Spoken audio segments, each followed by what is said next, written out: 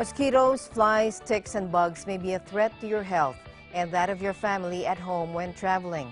This is the message of this year's World Health Day. Tennesse Cabigting reports from Zurich, Switzerland.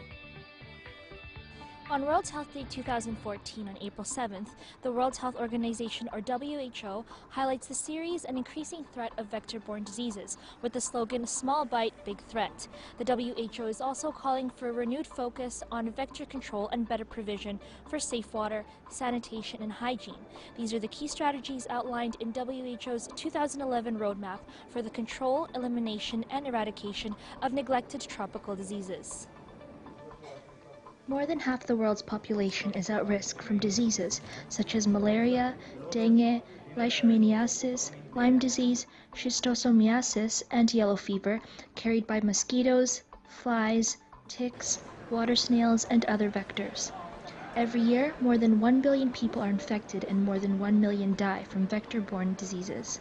Vector-borne diseases are a group of diseases which are transmitted by vectors or like mosquitoes or flies, and these diseases are prevalent mostly in the tropics but are rapidly spreading to other countries in the temperate region.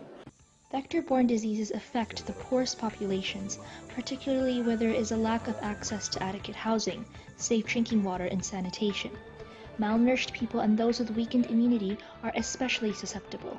The theme of the World Health Day is Small Bite, Big Threat, which is very appropriate because everyone has to protect themselves from vectors when they travel or in endemic area to protect their families and communities. The main message would be for people and communities to work with their local governments to make sure that there is no breeding of mosquitoes in and around their houses. And secondly, they must protect themselves by using repellents or other protective measures to make sure that they prevent mosquitoes biting them. Within the past 2 decades, many important vector-borne diseases have also reemerged or spread to new parts of the world.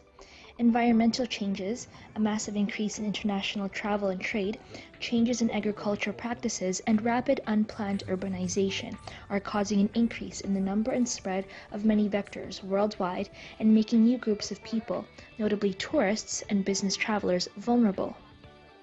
Mosquito-borne dengue, for example, is now found in over 100 countries, putting more than 2.5 billion people, over 40% of the world's population, at risk. Dengue has recently been reported in China, Portugal, and the state of Florida in the United States of America.